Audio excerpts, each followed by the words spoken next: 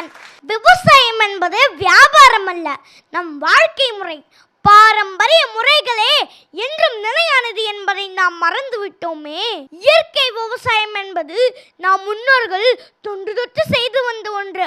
அதனால்தான் வேளாண்மை என்பதை கலாச்சாரமாக கருதுகிறோம்.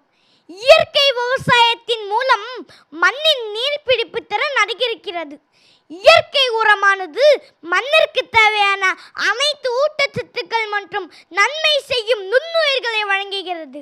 இயற்கை வேளாண்மை என்பது ரசாயனமற்ற நஞ்சற்ற விளைவிக்கும் விவசாய நடைமுறை. ஆனால் இன்று செயற்கை விவசாயத்தில் ரசாயன உரங்களை போட்டு மண்ணின் வளத்தை பாழாக்கிக் கொண்டிருக்கிறோமே.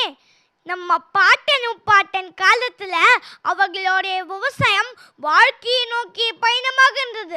ஆனால் இப்போது பணத்தை நோக்கிய பயணமாக மாறிவிட்டது. இதை மாற்றி அமைக்கக்கூடிய ஆற்றல் இயற்கை விவசாயத்துக்கு மட்டுமே உள்ளது. உலக அளவிலும் இந்திய அளவிலும் செயல்பாட்டில் இருக்கும் இயற்கை விவசாயம் 1 முதல் 2% மட்டுமே. என்ன ஒரு வெட்கக்கேடு! மறத்தல் தகுமோ இயற்கை விவசாயத்தை? தற்போது நாம் என்னென்ன வகையான விதவிதமான உணவுகளை உண்கிறோம். நம் முன்னோர்கள் சாப்பிட்டதை விட 2 மடங்கு அதிகமான உணவுகளை உண்கிறோம். இருந்தாலும் ஊட்டச்சத்து குறைபாடு ஏன்? இன்று சிறுவர்களுக்கு கூட பலதரப்பட்ட நோய்களும் பல பாதிப்புகளும் ஏற்படுகின்றன. நம் உணவில் கலந்திருக்கும் ரசாயனமே இதற்கான காரணம். இன்று பலதரப்பட்ட வேளாண் ரசாயனங்களின் கொடிய பின் விளைவுகள் பெரும் தரவுகளுடன் உலகெங்கிலும் நிரூபிக்கப்பட்டுள்ளன. நெல்லிக்கனி குறைந்த விலையில் கிடைத்தாலும் அதை யாரும் வாங்கி உண்பதில்லை.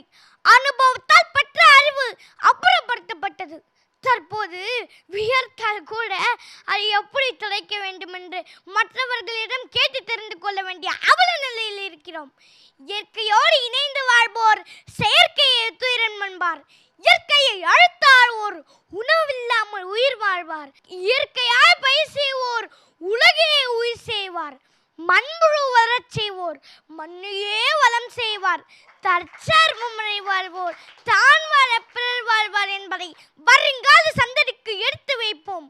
தீதும் நன்றும் பிறர் தரவாரா, தீதும் நன்றும் பிறர் தரவாரா என்கிற வரி நாம் உடலுக்கும் உள்ளத்துக்கும் ஒரு சேர வழிகாட்டக்கூடியது. அந்த வரிகளை மனதில் ஏற்று இயற்கையை வணங்கி உடலை ஆராதிக்க கற்றுக்கொண்டால் வாழ்வின் சிறப்பு